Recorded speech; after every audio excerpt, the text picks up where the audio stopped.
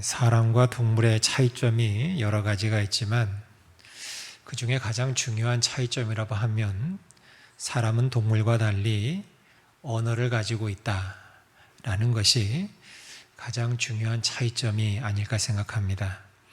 사람은 이 언어가 있기 때문에 의사소통을 할 수 있고 이 언어를 사용해서 참 찬란한 문화를 창조해냈고요.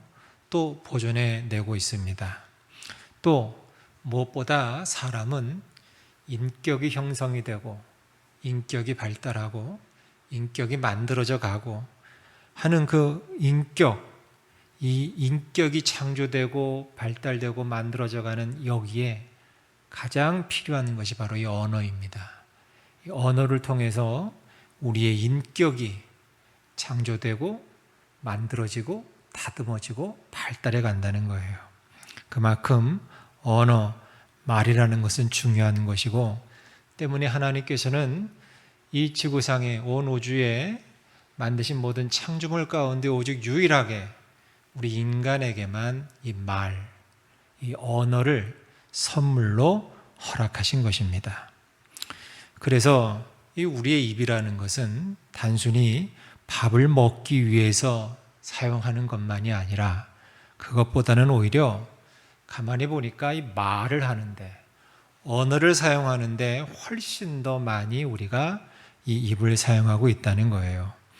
그래서 이 소중한 말을 참 말이 소중하지 않습니까? 한마디 한마디가 이 소중한 말을 잘 사용해서 잘 구사해서 그래서 구원을 받는 사람도 있지만 이 한마디 말을 잘못해서 그만 심판을 받는 사람도 있더라는 것입니다.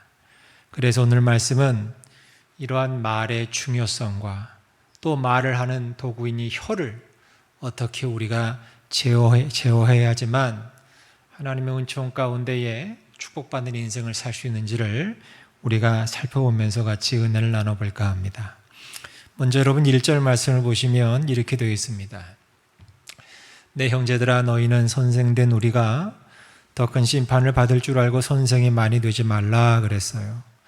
여러분 뭐라 그래도 선생은 귀한 존재입니다. 요즘 교권이 땅에 떨어졌다고 하지만 그러나 여러분들에겐 스승이 있었고 선생이 있었기 때문에 어쨌든지 간에 잘났든 못났든 여러분 이 자리까지 오신 거 아니겠습니까? 그 선생님으로부터 받은 지식과 지혜와 기술을 가지고 여러분들이 각자 먹거리를 찾으셨고 직장을 가지셨고 그리고 가정을 꾸리셨고 그래서 여러분 선생은 참 귀한 존재입니다. 그런데 여기 보면 1절을 보면 우리더러 선생이라 그래요. 그러니까 예수님의 제자 된 사람들 또 지금으로 따지면 목회자나 혹은 장로님이나 권사님이나 집사님이나 저는 굳이 이걸 어떤 직분에 국한시킬 것이 아니라 어쨌든 하나님의 일을 하는 모든 사람들을 저는 선생이라고 생각하는데 그런데 무엇보다도 이 선생, 즉 성도라고 할까요? 이 성도는요, 이 세상에서 가장 귀한 직분입니다. 그리고 내가 성도가 된다는 것은 가장 큰 축복인 줄 믿습니다. 왜요? 성도는요, 생명을 살리는 직분이기 때문에 그래요. 생명을 살리는 직분. 그러니 내가 성도가 된다는 것보다 더 큰 축복은 없다는 것입니다. 그러나 여러분, 축복이, 은총이 큰 만큼 책임도 그만큼 크다는 것을 알아야만 합니다. 그래서 야고보 사도는 목자는, 특별히 남을 가르치고 인도해내는 이 목자는 양들보다 더 큰 심판이 있다 그랬어요. 목자는 상급도 크지만 큰 만큼 심판도 크다라는 거예요. 지도자들, 리더들 말이죠. 그래서 예수님이 공생의 기간 동안에 가장 크게 책망한 사람들이 몇 부류가 있는데 그 중에 한 부류가 누구냐면 그때 당시에 종교 지도자들, 특히 바리새인들 이런 사람들을 예수님이 크게 책망하셨어요. 이유가 뭐냐? 바리새인들은 말 따로 행동 따로였거든요.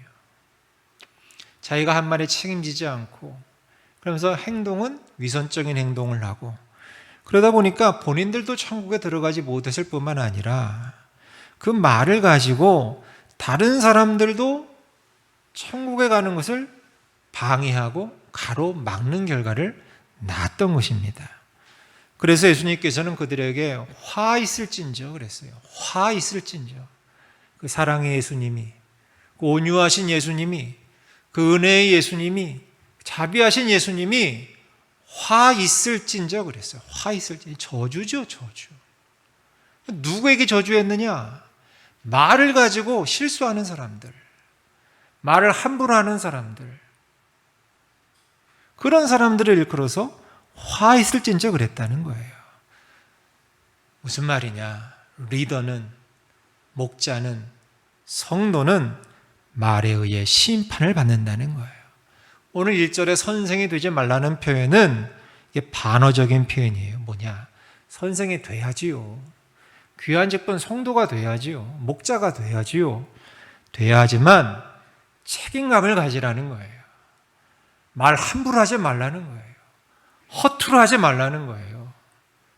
생각나는 대로 바로 여기서 바로 이렇게 바로 나오는 말 하지 말라는 거예요. 왜냐? 그게 한 생명을, 한 영혼을 죽일 수도 있고 살릴 수도 있고 천국에 보낼 수도 있고 지옥에 보낼 수도 있기 때문에 그렇다는 거예요. 때문에 먼저 된 자 여러분들, 선생이 먼저 선 자 아닙니까? 먼저 된 자 우리들은 말을 조심해야 합니다. 정말 조심해야 합니다. 내가 하는 한마디의 말에 그 무거움을 여러분 항상 느끼고 살아야 한다는 거예요.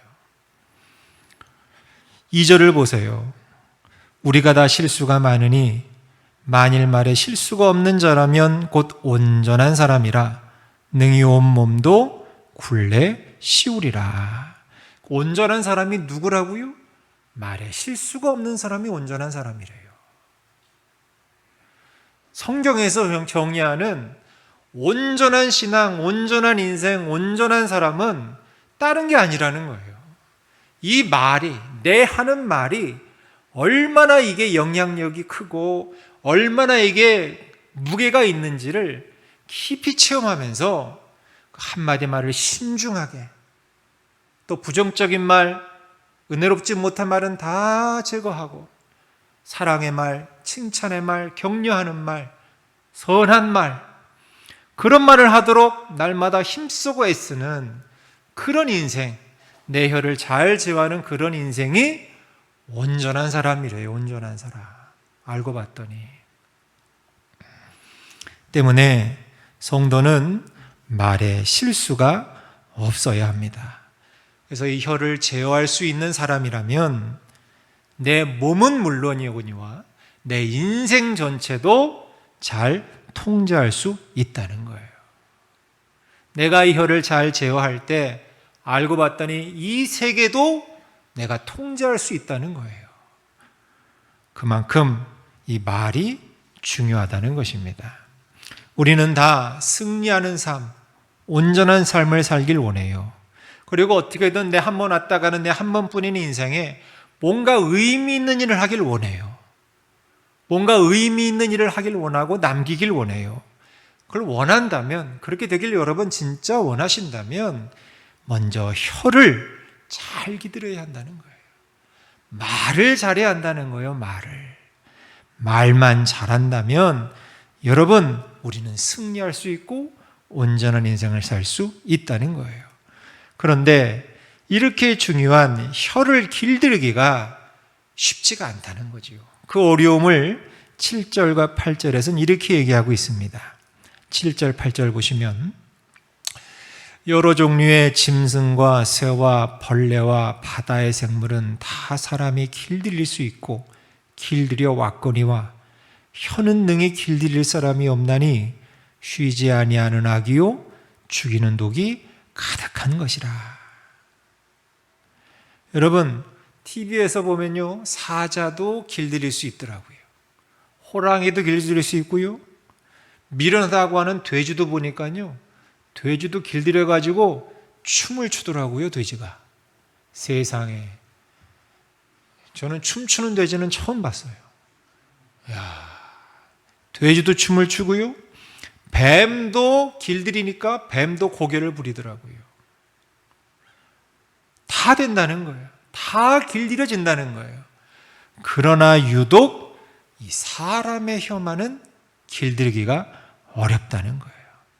여러분, 지금 21세기 뭐 화성도 가고 뭐 어디도 가고 하는 이 첨단 21세기, 아무리 뛰어나게 과학이 발달하고 기술이 발달해도요, 저는 장담컨대 내 새치혀를 길들이는 기계는 인간은 발명하지 못하리라고 저는 믿습니다. 아무리 과학이 발달해도. 그런 기계 아마 주님 오시는 그날까지 절대로 발명되지 못할 겁니다. 자, 그렇다면 이렇게 어려운 혀를 길들이는 거 어떻게 해야 이 혀를 길들일 수 있을까?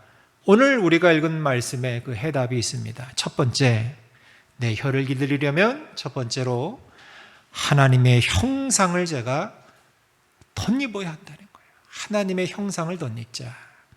여러분 9절과 10절을 보십시오.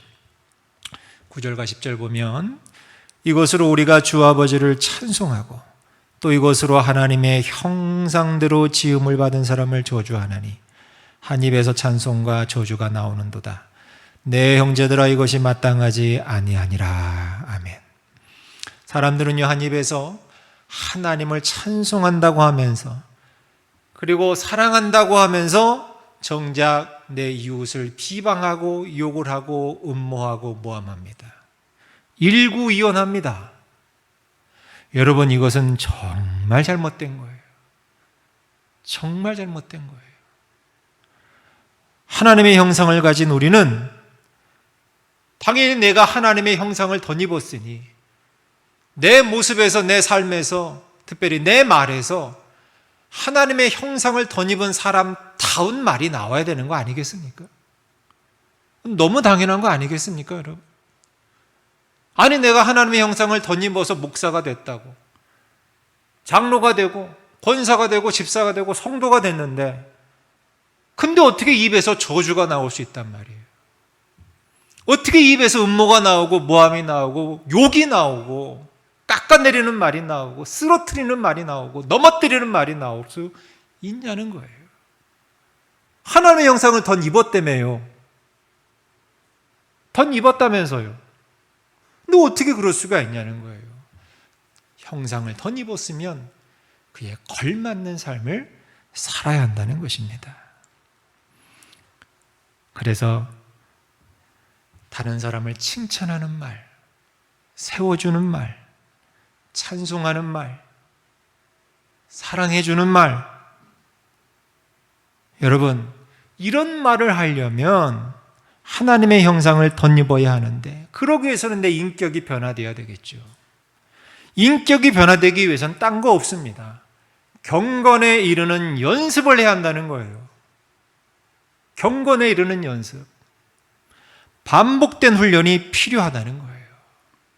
여러분, 훈련 없이, 연습 없이 하루아침에 되는 거 없습니다. 여러분, 칼질을 하나 하는 것도요, 하루아침에 뚝딱딱딱딱딱 칼질할 수 있습니까? 그저 하루, 이틀, 1년, 2년 계속 칼질을 해야 탁탁탁탁탁탁 칼질을 할 수 있어요. 그 단순해 보이는 칼질도요, 하루아침에 할 수 있는 게 아닙니다.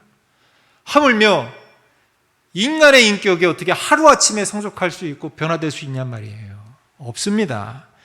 경건에 이르는 연습, 반복된 훈련, 그게 필요하다는 거지요. 여러분, 말은요, 그 사람의 인격과 그 사람의 사상을 표현하는 거예요. 가만 보면 속된 사람은 속된 말을 하더라고요. 허건날 입에 욕이 붙어 다니는 사람은요, 교회 와서도 저도 모르게 욕을 하더라고요. 교회 와서조차도. 상스러운 말, 좀 저질의 말을 입에 달고 다니는 사람은 교회 와서도 자기도 모르게 그렇게 말을 하더라고요. 속된 말하고 속된 행동을 하고, 그런데 보면요, 고상한 말을 하고 품이 있는 말을 하는 사람은 고상한 행동을 하고 품이 있는 삶을 살더라고요. 행동도 품이 있더라고요. 성숙하지 못한 크리스찬은 성숙하지 못한 말을 할 수밖에 없어요. 성숙하지 못한 크리스찬은 성숙하지 못한 행동을 할 수밖에 없습니다.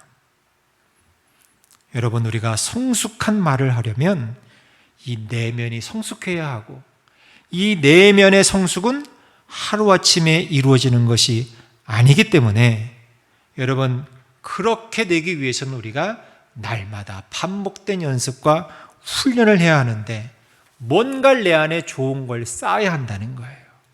선을 쌓아야 되고 경건을 쌓아야 되고 뭔가를 계속 쌓아야 한다는 거예요. 집이 하루아침에 집을 지을 수 없는 것처럼, 그죠? 하루아침에 선한 생각, 선한 말, 좋은 것들이 쌓이지 않습니다. 날마다 반복해서 계속할 때 이게 이루어지는 거예요. 여러분, 오늘도 우리가 새벽 기도에 나왔지만 이게 한 2, 30분 예배 드리고 여러분 한 10분 정도 기도하시고 하는 이게 뭐 별거 아닌 것 같지만 이게 그게 아니라는 거예요.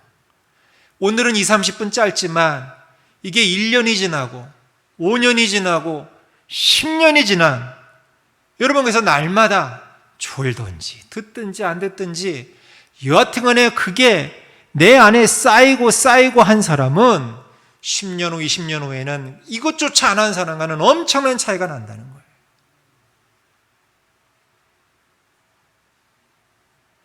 요즘 성경 암송하고 있죠. 보니까 뭐 난리도 아니더만요. 외우시는데 보니까. 근데 그게 한 달에 4구절, 별거 아닌 것 같지만 여러분, 그게 1년 가보세요. 그게 59절입니다. 10년이면 몇 구절일까요, 여러분?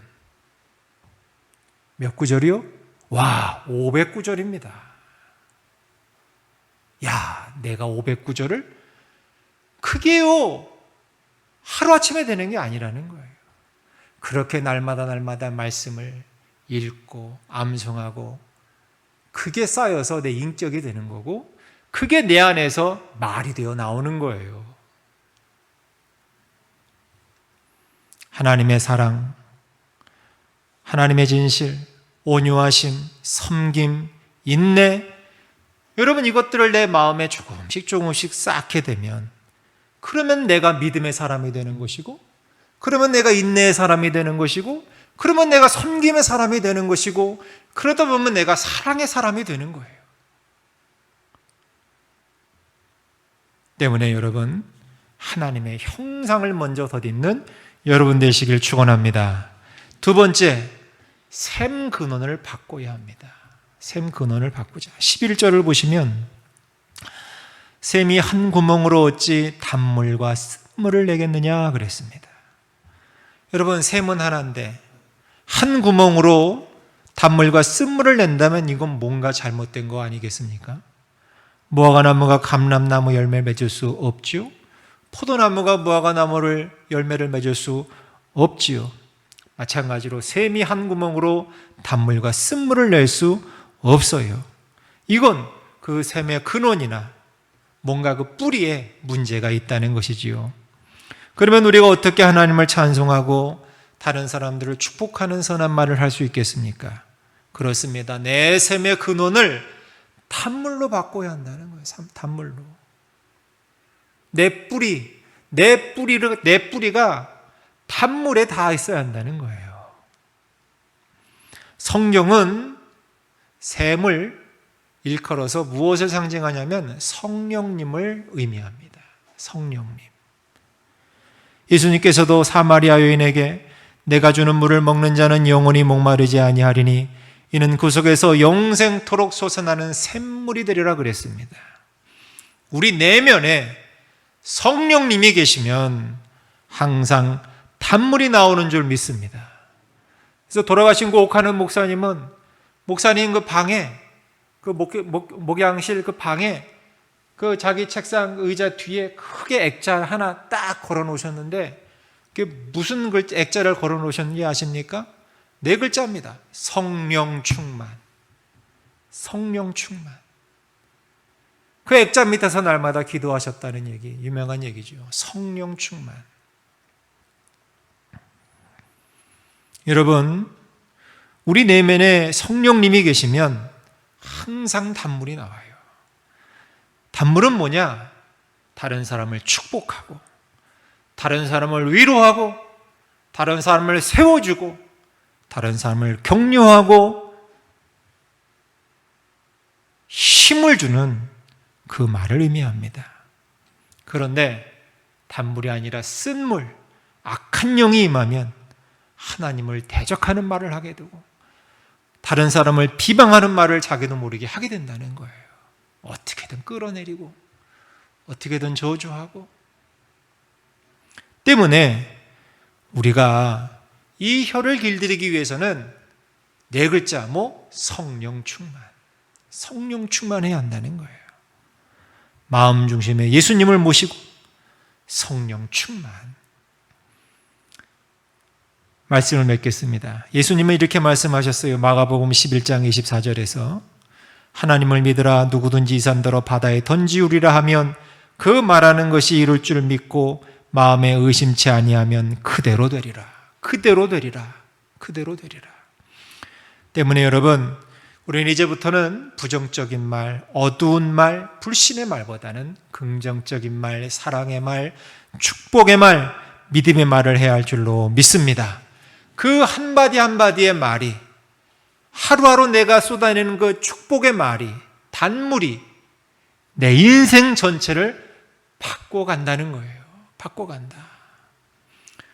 바라기는 여러분 모두가 성령의 충만함을 받음으로 믿음의 말을 할 수 있게 되기를 축원하고요. 그래서 믿음의 말뿐만 아니라 날마다 회개의 말, 감사의 말, 사랑의 말도 날마다 하십시오. 날마다 하십시오. 그래서 하나님 나라를 이 땅에서, 내 가정에서, 내 삶에서 그대로 이루어 나가시길 바랍니다.